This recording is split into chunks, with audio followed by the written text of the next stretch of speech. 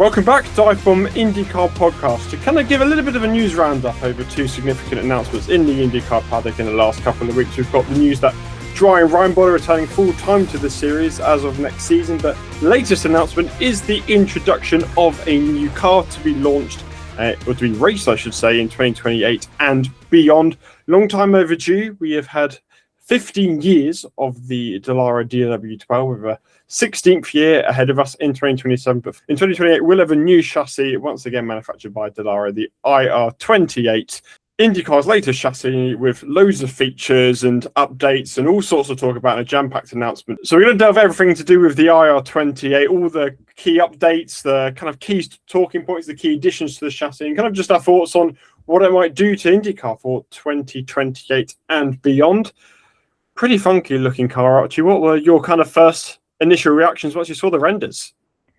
I think my first reaction, the first render that I saw, the first one in the file that we were sent as media, was the road course spec. And I think my first reaction was the front wing is massive. Like, the front wing really kind of stood out to me. And then looking at the speedway configuration, it was the rear wing and kind of the gap in the rear wing I thought was quite interesting. But I think my first impression was definitely kind of evolution over revolution. I mean, they have said like it's completely a new design that's built from the ground up, but I definitely see what IndyCar has also said about the fact they've kind of molded it with kind of IndyCar DNA, but also kind of a modern futuristic take on that. And like, I think the evolution over revolution was kind of what people were asking for, because what we have at the moment is very outdated, but it's not necessarily totally broken. I think the hybrid has sent it more into the way of there being a perception that it is quite broken, particularly on road and street courses. But yeah, like it still looks like an Indy car.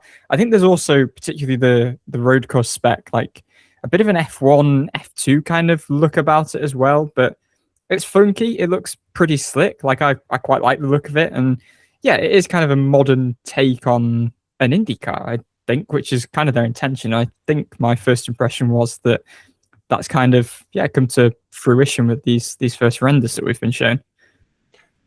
Yeah, I did think the same thing. Like, as soon as I saw it, I was like, that it still looks like an Indy car, which I think was important because a car's look is still a massive part of its identity ultimately. And I think it was important to keep that when there are so many single seaters out there. I think I saw the oval one first, and I was also intrigued by the rear wing. The kind of like hollowness of it is the way I kind of put it, and the slightly F1 2022 to 2025 front looking wing end plates that you have, which are quite pointy and kind of stick out. So that was something else I noticed straight away as well. And it's all kind of integrated, which we knew would happen anyway, but the DW12, they just added bits onto it. Like a couple of years there was the aero screen or the hybrid or the aero kits or whatever it was, and just had bits bolted onto it. This one just looks a lot cleaner just because it's all integrated into the chassis, because they can design it that way. They don't have to design it with the thought of, like, I'm going to add bits on or kind of find ways to put parts on. It's always part of the spec, which makes it look a lot better and makes it look a lot cleaner. And it looks futuristic, like not out of this world. Oh my goodness, I've never seen anything before, but it looks futuristic, and a car that I think the series can utilize for several years to come, which is ultimately going to be the goal. Let's hope not 16 years. I think that would be taking the mick a little bit. But if we can kind of keep it in circulation for a long time, as long as it produces good racing, I think that's what we're kind of all going to really, really ask for. And I guess talking of racing and the speed that's going to come with it, they also say that this car is potentially designed to break some of the existing lap records, particularly at the Indianapolis Motor Speedway, which we'll get into a little bit later. So power to weight ratio has been increased. Track records potentially could be broken with the chassis. It all sounds pretty good to me. And speed is what we like to see, particularly at the Indianapolis Motor Speedway. I like that they've kind of laid their neck out on the line there. Like, it's certainly an ambitious thing to come out with, pretty early in this press release of the first ever renders we've seen in the car, to be like, yeah, we're going to go and break track records. And I mean, the 1 lap record and the 4 lap qualifying average are the two that they're aiming for at the Indy 500. And you're looking at a car that can possibly, do a lap average of 238 miles per hour. So pretty cool. Like, I think there's definitely like a lot of the things that people have asked for, we have got here. So a more powerful car that's also supposed to be approximately 100 pounds lighter, that ticks the box of what people have kind of been asking for, really. And the weight's going to be shed in a few different ways, like the aero screen, as you mentioned, Dan. is now integrated, which again, that's going to be a bit lighter, while also, as we'll kind of touch on more later with some of the other safety advancements, also kind of maintaining its integrity, despite this being a car that is going to be quicker, that's supposed to be more powerful, that's supposed to just be lighter at the same time as that. Like, you would be concerned, like, what's that going to do to the safety standards? But they are supposedly going to be upheld as well. And the plan is also for £20 to be shed off the hybrid, 25 off the gearbox as well. So, not an insignificant amount of weight shed. And that's very, very important, because with the hybrid, the car's balance has gone a bit all over the place with all the weight that's kind of been added to the rear end. And that's where we've really earmarked a lot of the issues have come on road and street courses. So I think that's a really big positive, to be honest. Like, that was kind of the big box that we felt like needed to be ticked. For our European friends, £20 is 9 kilograms and £25 is 11.3 kilograms, because I had no idea. So how about £100? Because that's what's being shed overall. 45 kilos. So it's weighs 800-ish now? Yeah, so it's not insignificant. Like, I'm honestly not sure, because I mean, everything we hear is in pounds with the US stuff, but I will find out for you.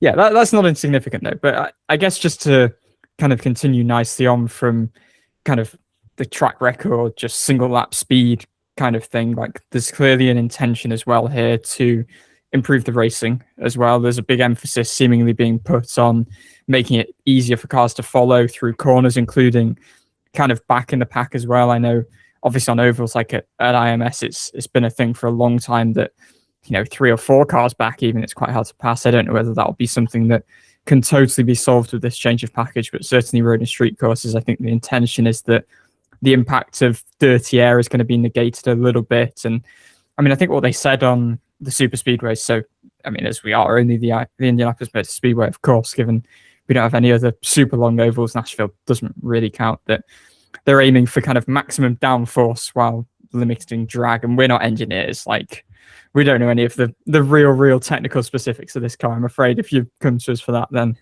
you might be a little bit disappointed, but we can kind of give the kind of base outline. And yeah, the real intention is for, of course, racecraft and raceability to be enhanced here. So if you're wondering about IMS lap records, the current 1 lap speed is 237.498 is the record. For a 4 lap average, it's 236.986. For context, this should have did a 232.248. So it would be almost a 5 mile an hour increase, which is certainly significant at those speeds. So very exciting to see. Not sure we'll see it year one, but let's hope that will be added. But as you say, big part of it has been the racing, and ultimately the racing product has not been what we've wanted it to be since the introduction of the hybrid, but the reduction of the weight will naturally help that out. And there's a couple of changes to the hybrid too, which we'll get onto a little bit later, which should also encourage better racing. But it's easier to follow road and street, which is going to be a lot better with that reduced weight. And I guess we might as well move on to the hybrid, which going forward, obviously Chevrolet and Honda have both committed to participate under these new regulations for 2028 and beyond. It's going to be a 2.4 litre twin turbocharged V6 internal combustion engine, which IndyCar state can produce up to 760 horsepower. The hybrid has also had a slight change as well. So currently they have these supercapacitors, which can charge very quickly, but don't store huge amounts of energy. So it can only be used in very short bursts, and therefore the effects of it, as we've seen, have been quite insignificant. So IndyCar will use an energy storage system going forward, which has been used as the ESS, which will be supplied by a company called Bold Technology. And they say it can deliver 14 times the energy storage capacity of the supercapacitor base system. Hybrid power deployability will be quite different to what it was before. Teams have got more options. You can use a little bit more strategy to it, but than maybe you could before, with a lighter and safer power unit package, which has been designed to meet the biggest safety standards in motorsport possible. Obviously, that's a huge part of the new car, as we'll mention very shortly.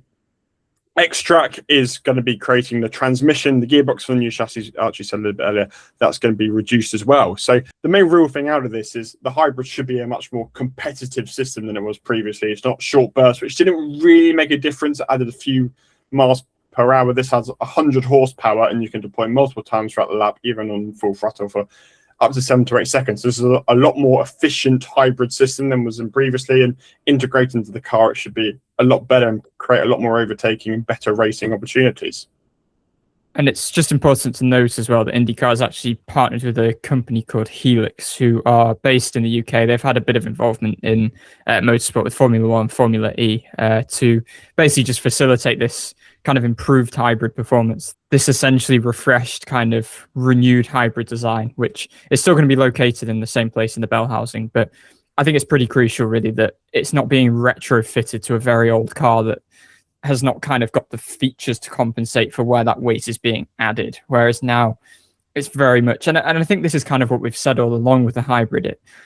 Was it the wrong time to introduce it? Possibly. It has been very divisive in many ways. It has been a little bit of a disaster, but I think we've looked towards 2028 to be the real judgment time as to whether actually the system can be efficient when it is properly embedded into the car. So yeah, new kind of manufacturer there involved. So intrigued to see whether this can be kind of the hybrid's remontada in the eyes of, well, pretty much everyone, to be pretty frank.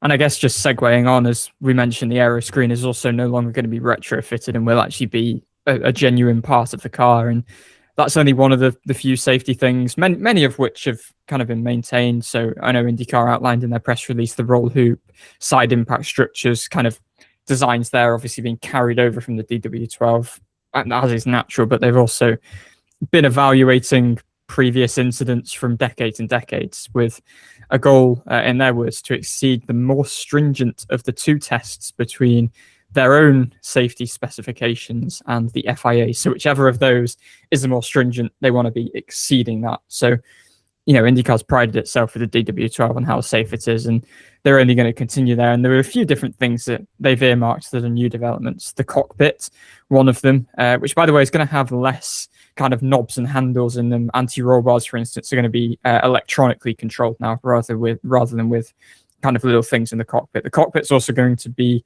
wider, kind of more spacious, just to incorporate drivers who may have a wider body type or maybe taller. Graham Rahal, as a very tall driver, was actually used as part of testing of this. There's also plans within the cockpit for improved cooling as well. And we know that's important because there have been some pretty hot races, it feels like, this season. There's also going to be further improvements to the side impact structures, just to allow basically more energy absorption if there are side-on impacts, if there are occasions of T-bone incidents, for instance, which are obviously pretty dangerous. And there's also just more stability being given to the general crash structure, which is supposed to give cars a higher chance of staying grounded and basically not going airborne. So this is good that we've kind of got the lighter, more powerful car, quicker car that we've asked for, but obviously paramount above anything is making sure that these high safety standards are being maintained, and it seems like absolutely ample emphasis and more has been put on that again. One thing of note, which wasn't made a huge thing out of in the release, is that they're going to be using spec dampers from 2028 onwards. So currently teams manufacture and create their own dampers, and they're still working on it after 15 years of use of the DW12. But as of 2028, it's going to be a spec part, so all teams can be supplied the same one. So that's where you really see kind of the technology and development differences in between several teams. So whether this will kind of reduce the gaps in between the top and the bottom teams will remain to be seen. Whether that, well, initially you think it might be increased whilst teams get used to the new cars. We'll see how it pans out, but that's something to kind of note, that they're all going to be the same going forward, which they currently aren't. So the spec dampers, alongside some other parts, will all be integrated as part of the custom axis inertance control suspension system, which IndyCar says built around a lightweight shed damping architecture. It will also give spring and inerter tuning options, and because the spec, it won't increase the cost of R&D for doing this. They also say the whole system is very tunable, as you can improve mechanical grip through suspension optimization. And as you kind of said, Archie, you're going to have less knobs in the cockpit because they're all going to be on the steering wheel and digitized as part of this entire system. So they say it's one of the most advanced suspension platforms in modern motorsport. We're probably not the people to ask on this, considering that is very technical and that is a bit of out of our expertise, but something that's definitely worth mentioning as part of the new car. I think this is probably going to be pretty divisive, the move to spec dampers, because development is a big part of motorsport and a big part of why a lot of these team personnel do what they do. This is where their expertise lies in terms of trying to give their teams the edge, and obviously they can still do so in knowledge of how to set a car up or pit crews or what have you. But I think it's always good to also have that element of the sport existing. But, obviously on the flip side, you can argue that, making it, rather than being a semi-spec series, being more so a total spec series in some ways with this, by really limiting these development options, you do, give a chance of increasing competitiveness across the field further by creating more parity through parity in equipment, basically. So I think there's two ways you can look at it in terms of, it's nice to give the teams an opportunity to really have a say, but also in terms of the drivers who are obviously at the core of the sport. If it is more totally spec and there is that parity, then, that could also really feed into, more competition. So there's definitely two sides to that argument. And one last thing which is worth mentioning is going to be the reintroduction of the digital position boards, which were on the IndyCars. I can't remember exactly what years, but it was prior to the aero screen a couple of years before then. And they just looked really, really cool. So if you didn't know what they are a digital car display, which shows the position of the car in practice, qualifying, and the race. Alongside this, IndyCar are also going to add a unique transparent window to the engine cover, which will display whether it's Chevrolet or Honda. They also say if there's any additional manufacturer branding. I hope that's optimism. If there's another engine supplier, I don't think that's the case. It could be any other manufacturer branding that the teams want to add. Well, no, I think it does definitely mean in terms of if there are any other manufacturers that may join within the course of this car existing, which I think it was Graham Rahal. We kind of got a whole wall of quotes from drivers. He made a point of mentioning the fact that, this new car obviously would hopefully be something, and just the general direction of the sport as well, that could entice a third manufacturer. I know that was something that was kind of made a pretty big deal of when Honda and Chevrolet kind of reaffirmed their long-term commitments earlier this year. So I guess that's one to watch out for in the kind of medium to long term. But yeah, I think it just gives more chance to kind of expose themselves to the OEMs. And the good news for teams is IndyCar also has more sponsor placement opportunities on the car as well. So that's always good. We don't have enough of them. Yeah, I'm sure they're not going to be complaining of that. So a lot to break down there. Like I kind of say there is a lot of really good, encouraging things. As long as it all goes to plan, I think this is a great opportunity for IndyCar. Like so many kind of small little bits, but the grand scheme of things, it's lighter, it's faster, should break track records. They say it should race better. You have parts integrated as well as the kind of standard stuff, that it's a safer car, most importantly, and hopefully it's going to be very competitive. So yeah, I'm excited. Like I didn't really know what to think prior to today. Like obviously we all knew one was coming, but you're always a bit skeptical. Like there's always reports that the first renders of it weren't very good and improvements need to be made. But I think if this all goes to plan, like IndyCar hope it does, I'm sure it'll be a great success. And we're looking forward to being on track. It is being tested this weekend at Indianapolis Motor Speedway on the road course. So we'll at some point be on the oval as well testing. And they'll also be going to Sebring because that simulates street course due to the bumpy nature of the circuit.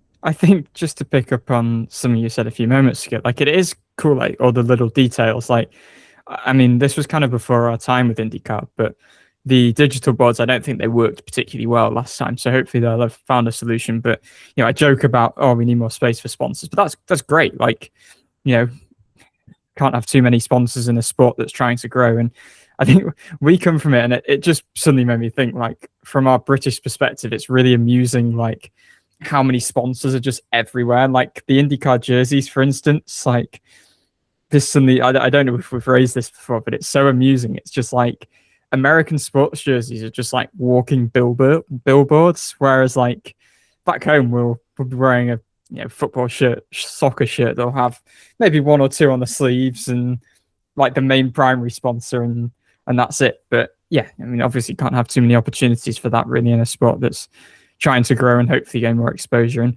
yeah, even little details like that. But as you say, like the wider picture of the car, I feel like it ticks all kind of the basic boxes that we were looking at to be ticked. And the other news of the week, which is definitely worth bringing up, is the announcement that Dreyer Reinbold Racing will be returning full-time to IndyCar from 2027. Obviously, they've been racing in the Indianapolis 500 as a two-car team for the last couple of years.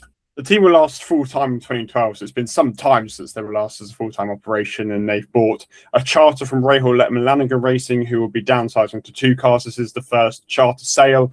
There's no price announced, but it says to potentially be in the region of 15 million, which would be significantly more than the first sale of the NASCAR charter was, which is ultimately encouraging. And from a Dreyer Reinbold perspective, obviously, the team founder and owner, Dennis Reinbold, passed away last month, and his dream was always to return back to IndyCar racing full time, and he'd been working incredibly hard to make this happen over several years. But the rest of the team have continued his dream of making the team a full-time operation. That's led by his son, Dreyer Reinbold, who kind of finalised the deal with Rahal Lanigan Racing to bring Dreyer Reinbold back full-time. So I think that's really fantastic news. There's a lot to break down from a lot of elements, but a new full-time team is great.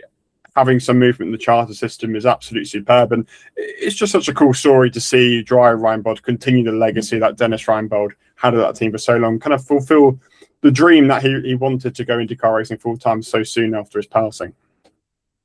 Yeah, I mean, we had a media call with a few kind of executives from the team on the day that it was announced, and I got a sense there was quite a bit of poignance about the day.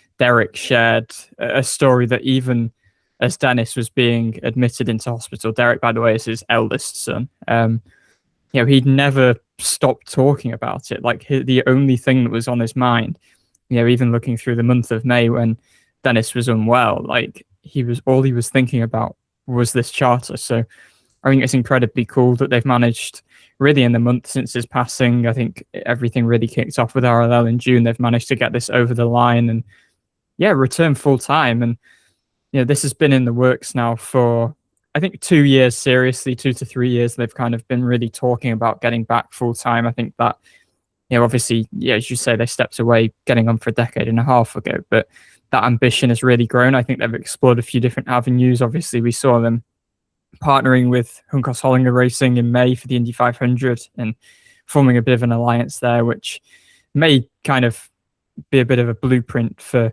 what they want to create with a team themselves, possibly, looking at partnering with RLL. They wouldn't confirm who they want an alliance with, but they're very keen to have an alliance to really support this kind of baptism of fire of getting back into IndyCar. But it's going to be a tall order. I think they really wanted to time this with the 2028 introduction of the new car to, be on kind of a level playing field. Like, they know that next year is going to be tough, but they at least want to develop a footing for the team before they come in.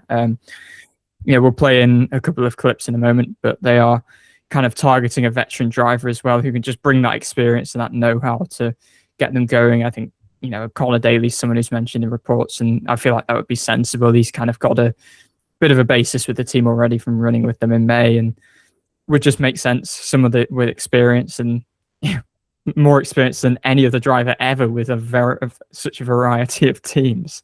So he'd have quite a lot of wisdom to bring in there if indeed it is Connor. So a lot to unpack, but it's cool. This is a really cool story because they've earned this. Dennis, through his running of the team, has shown such passion as kind of allowing them to be, just almost a part of the bedrock of the Indy 500 as an Indy-only team. Even as that has become less popularized in recent years, they've continued to be such a crucial part of the framework, and they've earned this opportunity to come back full-time for sure.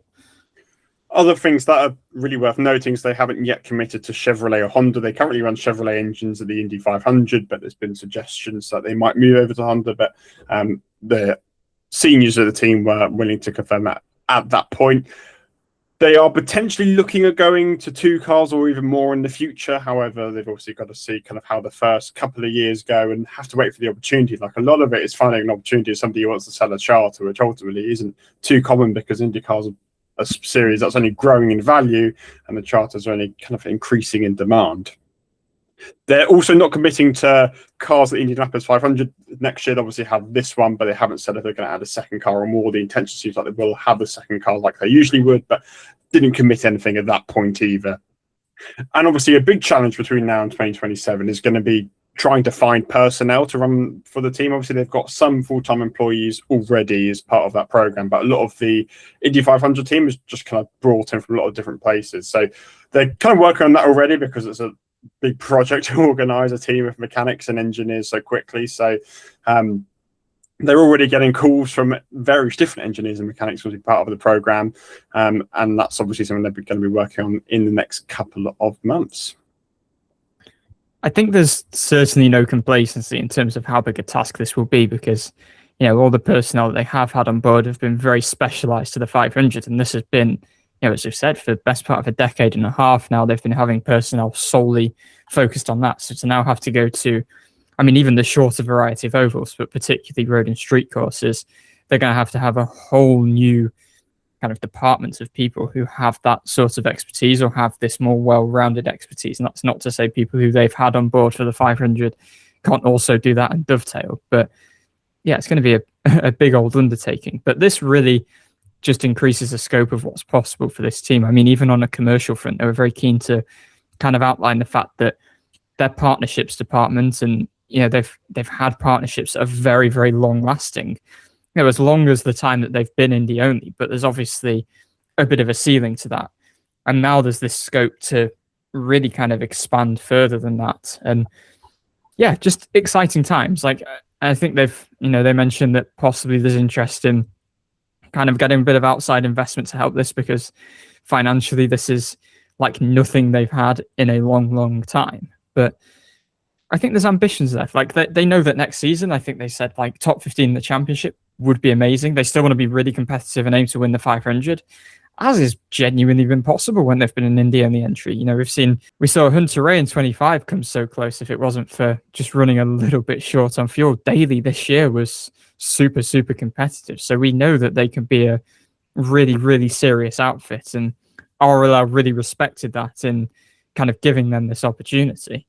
And just on that front of kind of the process of basically buying a charter, because it's completely new ground for IndyCar. This is a process that has never been undergone before. So in this media call, upon the announcement that I have mentioned, we spoke to Brett DeBoard, who is the president of the team. His dad was actually involved in their original founding back in the late 90s, along with Dennis Reinbold. So very much a family affair. They've had a long-standing relationship with the Rahals, but I just wanted to get his take on what this process was like. And he gave some really good insights actually on the fact that obviously money is one factor, but also the fact that you've almost got to sell yourselves to the people who are selling the charter. So that was really interesting. And then in the same call, we also spoke to team principal Chase Selman, just on the hunt for drivers, as I mentioned, and as we will touch on again in a moment. Cheers, Dave. For Brett, first of all, obviously this is pretty new ground for IndyCar being the first charter sale. So I just wanted you to maybe explain a bit the process that went into identifying the opportunity specifically with RLL, and also kind of whether you explored any other avenues, possibly with any other teams, in terms of kind of establishing this full-time opportunity. Thanks, Archie. I'll be blunt. You can't buy, something that somebody doesn't want to sell, right? And you've got to make an argument as to why, what your plan is and who you are and what you're able to do and how you're going to be the steward of that charter or that opportunity, right? So that's part of it. It isn't just about dollars and cents. I think it's about the fit and who we are as operators of an IndyCar team, right? I think there's been a lot of, no secret, there's likely a lot of PE and venture capital interest in professional sports, right? Live streaming is a hedge with where linear and streaming have gone. Live sports have seemed to be really resilient in terms of sports properties and investment, right? And so there's definitely third-party interest from large New York, London, LA-based groups who want to invest on a minority level or even a majority level. But what sets us apart is that we already are operators of an IndyCar team, and we know what we're up against and how to go fast, at least right now at the Indianapolis Motor Speedway. So I think we were a bit different maybe than other inquiries or interest by other people. We're already an existing team. We're Indy only. There's lots of discussions. I won't go into details about whom we may or may not have spoken to, but again, it really came down to fit and the mutual respect and the process that we went through with the RLL guys and their family about finding the right fit and working with people you really like and can get to some middle ground with. And for whoever wants to take this, there's obviously existing relationships with drivers like Jack or with Connor. So I'm just wondering kind of what is going to be the process of evaluating a driver for this first season and kind of how far down the line you are and ultimately what you are looking for in this driver to kind of kick the program off. I can take that. I mean, it's simple. We haven't decided on a driver yet. We're throwing all names in the hat that are available, and we'll evaluate each one of them on their own basis. Indy's obviously extremely important to us. But the simple fact of the matter is it's about the championship as well now. So we've got to make decisions for the team that are going to put us ahead and help us develop not only for next year and do the catch-up program, but when the playing field is leveled, if you will, with the new car, who puts us in the best place for that as well. So a lot of factors we got to put into play here, and you know, the next several weeks will be just that and deciding who it is. Thanks, guys. Congratulations again. Cheers, Dave. Thank you. So I guess based on that last question, Archie, about kind of the driver situation, the process into identifying a driver for 2027 and beyond, you obviously mentioned Conor Daly a little bit earlier, who I guess for starters makes a lot of sense to the team. Like, he's been there last year for Indianapolis 500, or this year I should say, for Indianapolis 500, has obviously raced for that team before. And I guess to start off with, you really want a veteran to help build that program. 2028 gives you a bit of an opportunity to reset with a new car, but you kind of want your veteran driver to help build up your team, pinpoint the specifics. Someone like Daly's been at so many teams with so many experiences is a good option for this, because he knows how so many different teams and organizations work. Very strong in Indianapolis 500, so will always be competitive there. And yes, it's not ambitious, but in year one, you don't want to be ambitious. You want someone who's just going to study the ship as much as they can and set you up for 2028, which is really what they're going for, because 2028 is going to be very hard to come afresh with loads of new personnel and trying to build a full-time IndyCar team whilst adapting to a new car. This year gives them kind of a little bit of a momentum, where 2028, you might go for an ambitious driver. I don't know, Indy Next Champion, someone from Europe, whatever. Daly, I think, for the next year is a really solid option, just to kind of do. And obviously, this isn't confirmed yet. We'll have to wait official announcement. But I think someone like his archetype, Jack Harvey, I guess, in kind of the same sense, as somebody who's going to really help build up that team and just lay the foundations for that team for beyond. And I think those are two safe picks. Maybe boring picks is what people would say, but ultimately, if you're a team owner, I think that's absolutely what you would do in their shoes. Yeah, and I think Daly plus, as I kind of touched on a few minutes ago, an alliance with an RLL. You know, they're losing a car, obviously, so it would probably be sensible. I think the personnel kind of higher up at Dreyer are, you know, very, very keen to say that, you know, we basically need an alliance. Like, it's not lost on them how much of a deficit of data next year, particularly, they are going to have. Obviously, everyone else will have had, or most of the teams will have had 15 years worth of data from the DW12. Of course, not all of that still applies, but they're coming in with, you know, everything from the 500, but essentially nothing. And it's interesting. I think they touched on the fact that they could almost use the 500 and their strength there as a selling point. And yeah, interesting. Like, I think someone in the call mentioned about kind of looking forward to what they can do with RLL, despite them obviously saying, you know, we've not decided anything about an alliance yet. I don't know whether that was a slip of the tongue. I don't know what that was. I maybe read into that, maybe can't. But I think teaming up with RLL would make sense. RLL have struggled at the 500, so they can kind of get benefits from working with DRR in terms of having that strength of the 500 to lean on.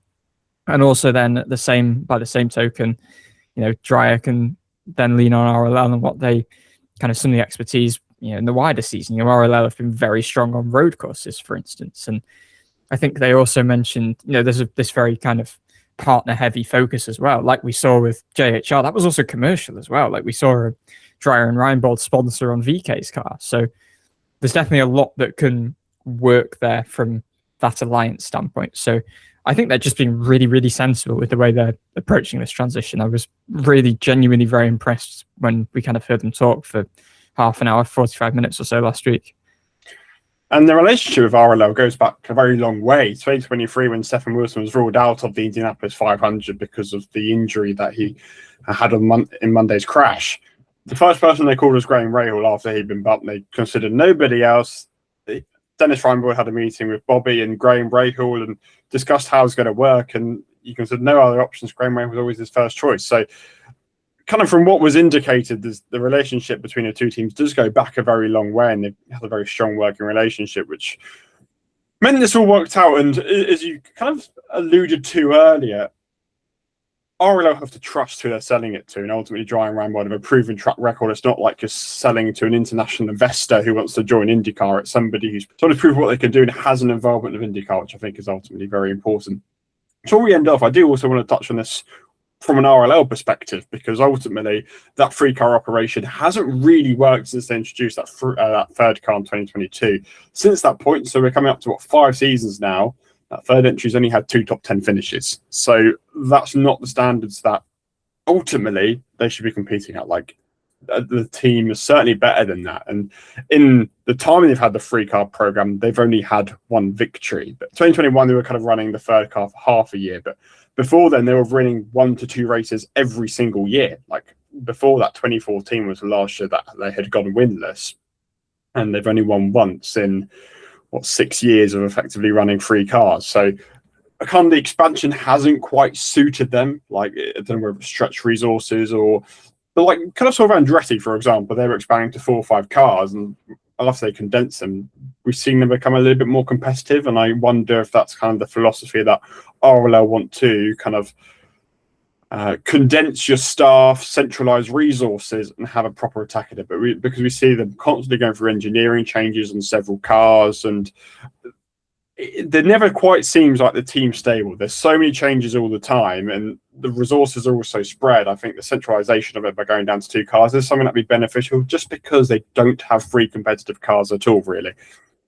I'm almost surprised it's taken this long, because I think you've probably got to attribute some of the instability in terms of personnel to the fact that they haven't really found happy mediums on each individual car necessarily over this period of time, because they probably just have not had the, I guess, depth of a squad really to just have high quality people in every car, which I think is probably why the organization as a whole has just been pretty inconsistent for a few years. We've seen this vast regression in terms of Graham Rahal's results, for instance, from a guy who was finishing top 10 in points every year to a guy who's been finishing 18th, 19th in points in the last couple of years. And, I think particularly the uncompetitiveness of that 1 car can probably be attributed a bit to the standard of driver. You've had Devlin DiFrancesco in there for 2 years, but at the same time, you've had Jack Harvey as part of a 3-car squad coming in, having been a real kind of hot prospect at Meyershank Racing, and he struggled as well. So